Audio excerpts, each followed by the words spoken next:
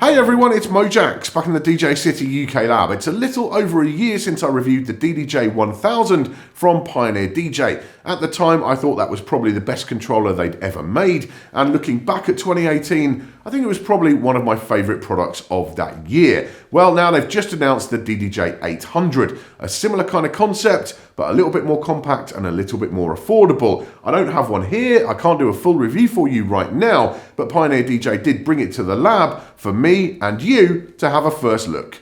Let's get into it. At first glance, the DDJ-800 really does look a lot like a 2-channel version of the 4-channel DDJ-1000. The design language is very similar, the layout is familiar, and it retains the detailed full-colour displays in the jog wheels. And that's a good thing. The 1000 really did hit a sweet spot between being portable and still being comfortable to use, and a year later, I'm still surprised they managed to fit full CDJ-sized jog wheels onto it. The $900 DDJ-800 is a bit more compact, which will make it even easier to carry around or fit into a crowded booth, and it weighs in at a mere 1.3 kilograms or under 3 pounds. The jogs on the 800 are a little smaller than the 1000, being the same size as those found on the DDJ SX3, but that's still plenty to work with comfortably. They're capacitive, unlike the mechanical jogs on the 1000, but they have a great feel, particularly as they offer the ability to dial in the tension to your own taste. I wish all controllers had that feature. The display in the centre of the jogs give you a ton of information at a glance. When I first saw them back on the 1000, I thought they looked a little bit busy, but soon started to find them invaluable, and I expect it will be the same here. You do have the option to display track artwork instead if you prefer to look at your laptop screen.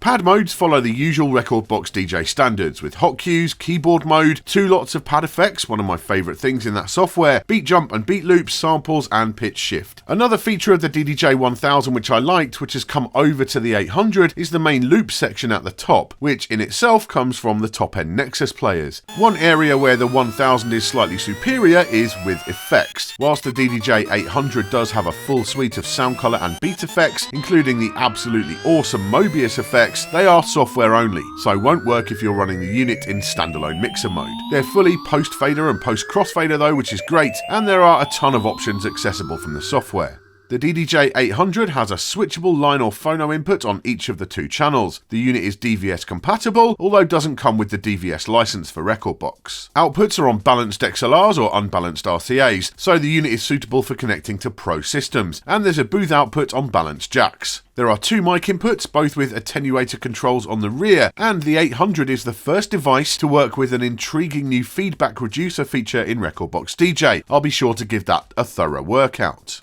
Really, the only bit of connectivity missing from the 1000, aside from the extra 2 channels, is the second USB port. And speaking of the USB connection, there's one final interesting new thing to mention on the DDJ-800. It's the first Rekordbox DJ product which works as a dongle for the software. You don't need a license to unlock performance mode, it's all done by the hardware. The unit still does come with a license key, which you'll need if you want to use other Rekordbox hardware, but it's a cool feature, meaning you can use pretty much any computer with the DDJ-800 out of the box, whether it has a Rekordbox DJ license or not.